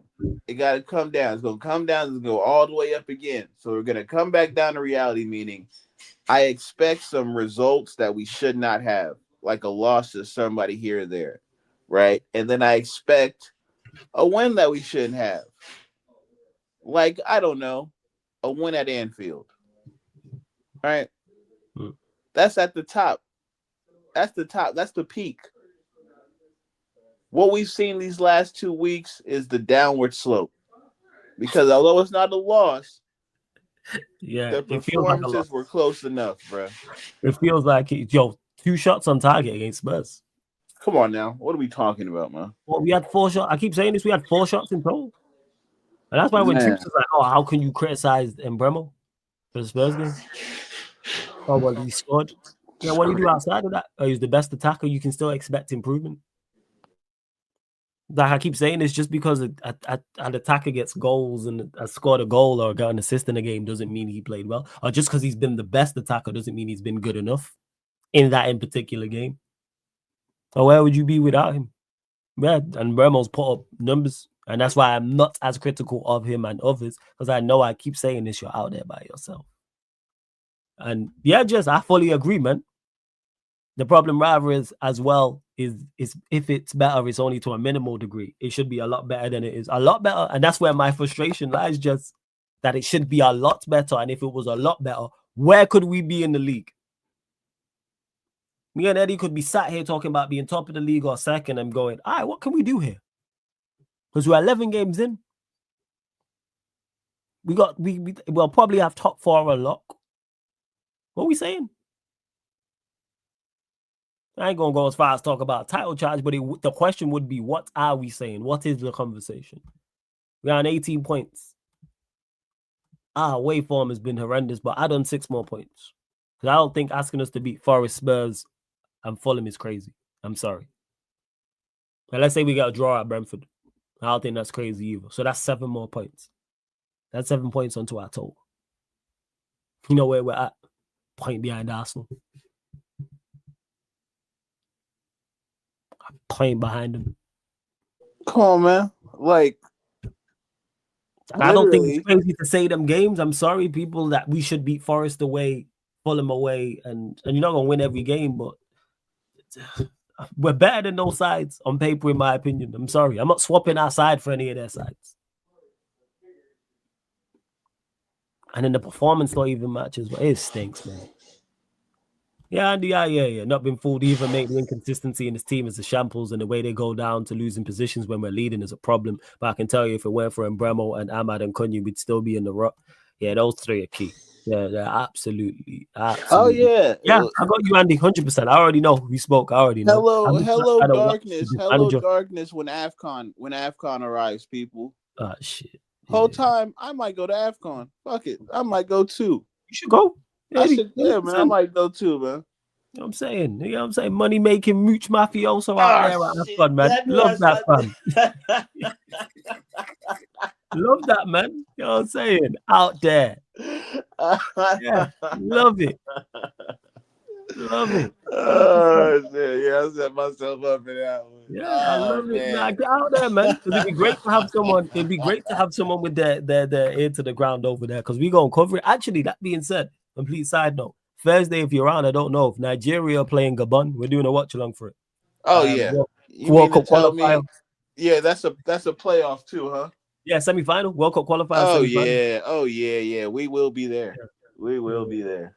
So yeah, and it's on the FIFA Plus website, so we can all sync up. I'll just put it on the play. Okay. And yeah, it's on there. It's free, so you can just go there. I'll have it up on the share screen anyway, so we'll all be on there watching it as well. Jez, what games you thinking? Are you thinking Mavs Bucks? Let me know. I'm just looking at the games. What are you thinking? Chat to me. Are you thinking Bulls Spurs? I know the Bulls have been playing good basketball, so yeah. Let me know. Just I'm guessing it's one of those two, but I could be wrong. See, and this is man who's at the game. Shout out to Andy. He goes at home and away, all up and down the country. 5 unbeaten. Yeah, we 5 unbeaten with draws. That 2 draws. There should have been 3 points. Don't be fooled. And this is my issue, Andy. If Spurs were flying or Spurs played exceptionally well in the game, I'd go, you know what? I'd be disappointed, but I hold my hands up. Like when we got beat, actually, now because we were terrible. But if United get beat by a side that's better and they play well on the day, I'm more accepting of that. I'm fully aware of where Manchester United are at. I don't expect us to play perfect football. I don't expect us to play scintillating football every week. I don't expect us to win every game. But what I do expect is when teams play against us and they win, they've been in a game. They don't just roll us over. Or they don't get a point not playing well. Forest and Spurs took points off us and they didn't play well. Yeah. That's the problem. That irks me. That's a great way to put it. Yeah, they didn't even have to play. So Spurs weren't 10. Let's say Spurs surprised us and they were 10 out of 10 and they was flying that day. And Johnson's on it and Richarlison's on it and Sarr and Benson Kerr were like, yo, like Doku, for example. As bad as it, and yeah, Liverpool's tactics, but put in a Doku performance where we go, right, where was that from Brendan Johnson? Yo, did you see Richarlison against us? Have that happen. I hold my hands up and go, hey, they was on it today. But they wasn't. And it happens too often. Every time we lose or draw, I don't think anybody's been at their best beating us, including Manchester City. So we dropped points to Arsenal, I thought were terrible against us. Fulham, I don't think were good against us. City weren't their best against us. Brentford, who beat us, weren't their best against us either. The last two in Spurs and Forest weren't their best against us. Who else we dropped points to? I'm just checking in. Now I'm just running through it. Fulham, yeah, mentioned Fulham. They weren't. So that's literally all of the time. Off topic. You can do Cavs Heat NBA wise. That's pretty good. Well, Cavs Heat a good game. Yeah, that should be a good one. Let me have a look here. It's 12:30. Yeah, I'll keep an eye on that. Yeah, you want to say because I'm on at like 11:50. So I mean, you have other shows and shit. Yeah, so you're talking about like on some. Probably I was looking at Bulls Spurs or Bust. Oh, around that time. Yeah, that's when the games is kind of dead though, so you might be straight off. Not. You can do Bucks Mavericks, but Mavericks are terrible. Yeah, this is what I'm saying. That'd be a 1B thing, maybe. Yeah, maybe. Yeah, you can maybe switch. I hear it. And yeah, the Spurs home form tells you, Andy. And that's the thing is, if we was going there and Spurs were flying at home and had played 5, won 4, drew 1, scored 12 goals, conceded 2, I go, all right, Spurs, it's a tough place to go. They're flying, they're super confident at home, did a dare and all these type of things. Like, all right, man. And people wonder why it's not. So yeah, 5 unbeaten, fantastic. But I ain't looking at all that. But people, we are going to close out. Literally going to close out now, Kaneki. But apologies. My light went away. It's raining here. I want 5 minutes because I want to curse them North London fuckers that I never got to curse yesterday, bro. All right? I'm sorry. Bro, 7 center backs. 7 fucking center backs, bro. 7 center backs against Sunderland. Really? 7 center. Brother, you need to understand. You just have to understand, man. You have to understand these fuckers as God liveth, bro, they can't win nothing. They're not allowed to win anything, bro. Them not allowed to win nothing. 7-4. So you have your inverted goalkeeper. You have Timber, a centre back. Saliba, a centre back. Gabriel, a centre back. Cali Fury, a centre back. Declan Rice, a centre back. Yeah? Zubumendi, a DM. You spent $1.1 billion to play Mikel Bloodclot Moreno at striker. $1.1 billion. Mikel Moreno at striker. Trossard can play striker and you have Ethan Nowari on the bench. Mikel Bloodclot, you played a centre back / DM in a Mikel Moreno at striker. You see why when just can't, when just not supposed to win nothing? When you see now why when just cannot win anything. As long as there's a sun in the sky, when does not win nothing. You take off Eze and bring on Mascara. Because that's what that was. Yeah? You brought on Mascara to try to paint over the fuck where you up on the pitch. What kind of makeup you bring on, brother? You put a mascara for cover up the little bruise them on your blood clot face. Why you bringing a centre back for? Why you bringing a centre back? You're supposed to be trying to keep the ball. What formation is five? Do you have 6 centre backs in your box? What formation is that? You have 6 centre backs in front of your goalkeeper. Diego Simeone don't do that. I've never seen Burnley do that. Stoke don't do that. When them watch Dusseldorf down to 10 man against Bayern Munich and them never do that. Why Arsenal have 6 centre back a field on a blood clot pitch? 6 centre back and 2 DM. And you want to win the league. You want everybody, you want me to try and lie and say this team is good. Me tell you already say for the team as weaker than it was last season. Your team is fucking pathetic.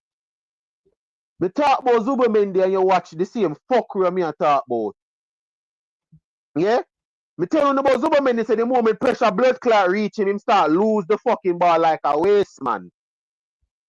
Me talk to you about Declan Rice already say you know go on until a fucker they pick up an injury, you know.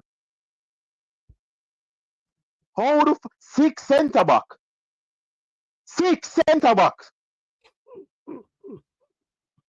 Brother, what's your fault for the 2 goals you conceded, Kaneki? Brother, the first one. How you have 6 centre back on the pitch and still concede? 6 centre back and 2 DM and a left back. Why me have to get the left back one have as well? In a freaking Sakayo Baka. Yeah? Why me have to get to the left back? So 6 centre back, a left back and 2 DM and you still concede. How that work? How that work? When Man United have a back 5, technically we don't really have a back 5. Our right wing back is a winger. Our left wing back is a left back. Luke Shaw is a left back. So 2 left back, 2 centre back and a winger. We technically don't even play with 3 defenders. You have 6 centre back on the blood clot pitch. I still couldn't win. See winning the league, Kaneki? See them winning what league? No, City. They can win a league, you know, just not the Premier League. City. You had him black. Yeah, this guy's crazy, yo. I know that's the accent. Manchester City. Oh, Manchester City? Listen to me. Yeah. I'm asking you who you have winning the league. That's what I'm asking. So no, the moment them them better they are gonna start. City, if moment City pick up Farmer eat that.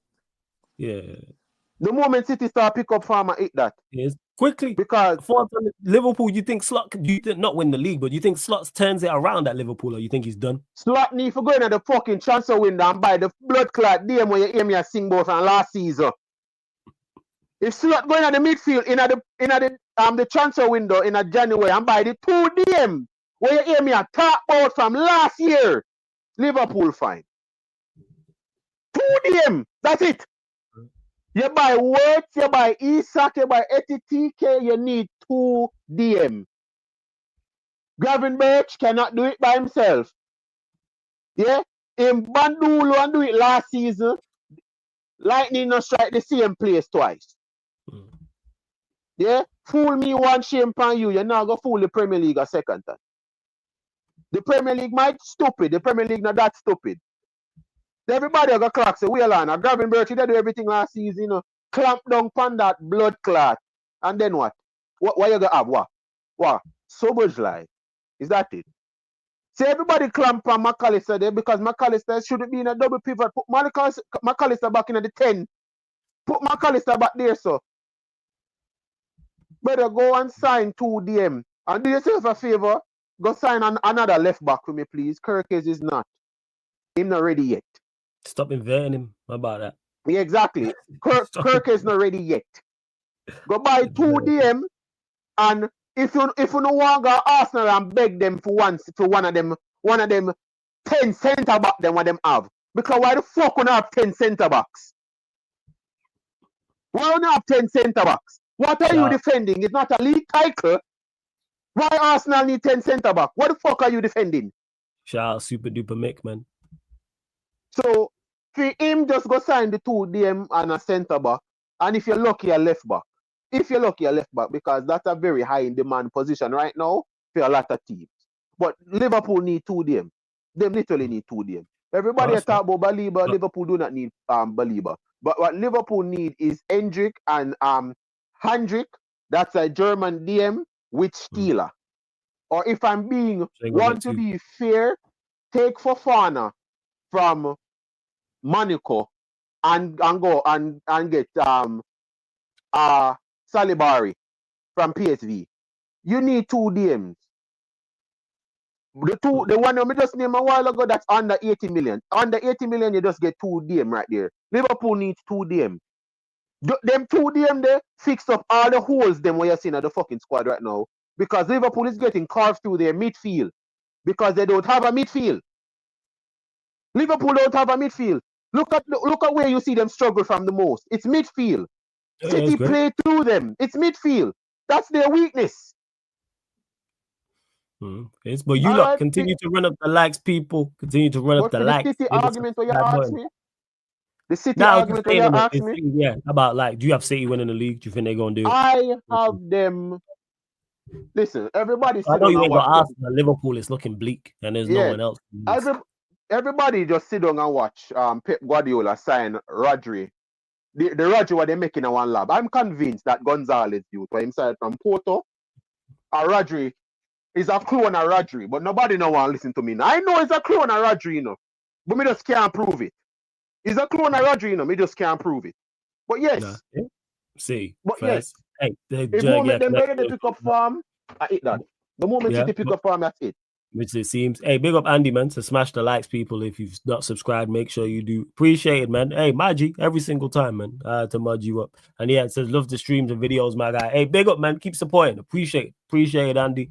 And yo, man, keep supporting. Like I've said about fans, man, who travel up and down the country to work, because I couldn't do it. So salute to you, man, every single time. And that's to every United fan. Whether you're backing the manager or not. Anyone who travels up and down and spends their money and time to watch Manchester United, trust me, I hear it. But run up the likes, hit the subscribe button, please. Make sure you do that. Sarcasm City TV as well. Make sure you subscribe to the extra channel. The link's in the title. Sarcasm City TV Extra. Please subscribe. Premier League watch-alongs over there. Champions League watch-alongs. La Liga. NBA watch-alongs over there. Boxing. I know Chris Eubank Jr., Conor Ben too. That's this weekend. That'll be over there. Me and Eddie just spoke about it just before. The Nigeria Gabon World Cup qualifier semi-final. And that's just a one game and done. That is Thursday. Yeah, that is Thursday, people. 4 p.m. UK time. So we'll be over on the extra channel for that, plus more as well. You see it, UFC, Sarcasm City TV Extra. Go subscribe. Sarcasm City TV Gaming as well. Make sure you subscribe to that. And on top of all those things, we're also on Spotify as well, people. So this show, all the other shows you see on the YouTube channel right here, the main channel, apart from watch-alongs, fan calling shows, and members content, all of that is available on all audio platforms, people. Spotify, iTunes, SoundCloud, etc., etc. So if you're on Spotify, type in Sarcasm City TV, follow, 5-star us. It's a lot of information, but you lot are very, very smart as well. Hey, yo, Andy, enjoy. You going to the U-Band? You got ringside seats or something. You know what I'm saying? You got the link ups. Big up, Andy, man. Enjoy that. That's going to be a good bout. That's just going to be a straight, just war, just straight scrap. And I appreciate you subscribing, people. Make sure if you haven't, you subscribe to Sarcasm City TV Extra. Subscribe to the Sarcasm City TV Gaming YouTube channel as well as here. Back live later tonight. I'll be live, people, 11:50 p.m.